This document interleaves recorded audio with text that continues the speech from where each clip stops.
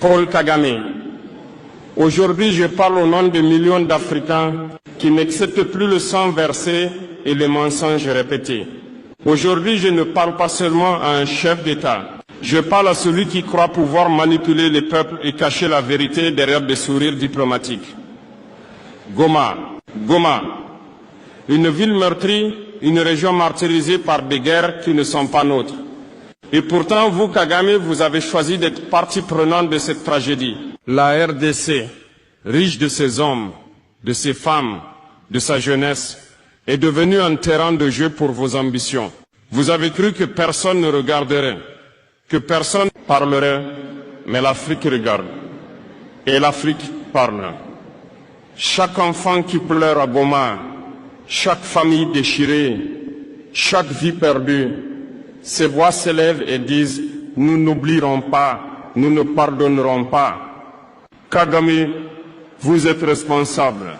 Vos actes ne passeront pas inaperçus.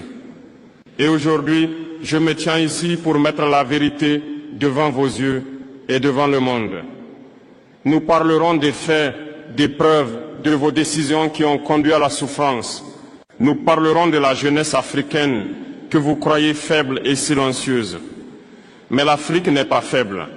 L'Afrique ne se tait plus. Et je vous avertis, rien ni personne ne pourra arrêter ce réveil. Paul Kagame, écoutez bien, car ce que je vais dire ne peut être ignoré ni effacé. Goma n'est pas seulement une ville. Goma est le symbole d'une tragédie que vous avez nourrie. Chaque attaque, chaque déplacement forcé, chaque bombe, chaque vie volée, tout cela a un nom. Et ce nom, c'est votre politique, votre stratégie, vos ordres tacites qui ont plongé la population dans l'horreur. Vous avez prétendu vouloir la stabilité régionale, mais vos actes ont semé le chaos. Des rapports, des témoignages, des preuves irréfutables montrent que vous avez soutenu, armé, financé des groupes qui ont terrorisé la population de Goma. Des familles ont été séparées, des enfants ont été traumatisés à jamais. Et tout cela pour quel gain? Pour renforcer votre influence au détriment de la vie humaine. Paul Kagame, regardez ces visages. Ces hommes, ces femmes, ces enfants ne sont pas des chiffres sur un rapport diplomatique. Ce sont des âmes qui ont vu la mort, des âmes qui crient justice, des âmes qui ne pardonneront jamais. Et vous, vous avez cru pouvoir manipuler les récits, blanchir vos mains sales derrière des réunions internationales de sourires et des discours creux. Mais l'Afrique n'oublie pas. La communauté internationale ne peut ignorer ce qui se passe à Goma. Et moi, aujourd'hui, je parle pour ces voix que vous avez cru pouvoir réduire au silence. Vous pensiez que le monde détournerait le regard. Vous pensiez que l'Afrique resterait passive. Mais votre arrogance vous aveugle, Kagame. L'heure de la vérité est arrivée. Chaque acte, chaque choix, chaque stratégie que vous avez menée sera exposée, analysée, compris.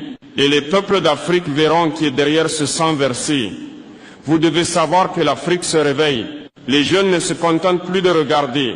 Les peuples n'accepteront plus la manipulation, la violence et l'injustice. Et moi, je me tiens devant vous et devant le monde pour dire ce qui s'est passé à Goma, nous n'oublierons jamais. Vous êtes avertis. Chaque injustice a ses témoins. Chaque crime a son écho. Et l'écho de Goma résonnera jusqu'à ce que justice soit faite. Paul Kagame, écoutez-moi attentivement. Vos actions à Goma ne sont pas isolées. Elles ont des répercussions qui dépassent la RDC, qui dépassent même la région des Grands Lacs. Elles menacent l'équilibre de toute l'Afrique centrale et dressent les peuples les uns contre les autres. Comme vous avez choisi de manipuler les conflits à Goma, vous n'avez pas seulement attaqué une ville. Vous avez attaqué la souveraineté de la RDC. Vous avez fragilisé les institutions. Vous avez semé la méfiance entre frères africains. Vous avez joué avec le sang, avec la dignité, avec l'avenir d'un peuple. Et vous avez cru que personne ne réagirait. Mais l'Afrique se réveille.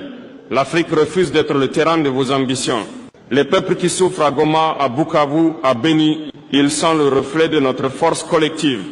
Et nous n'accepterons plus d'être manipulés ni instrumentalisés pour satisfaire vos intérêts personnels ou politiques. Paul Kagame, regardez autour de vous. Les jeunes Africains regardent, analysent et comprennent.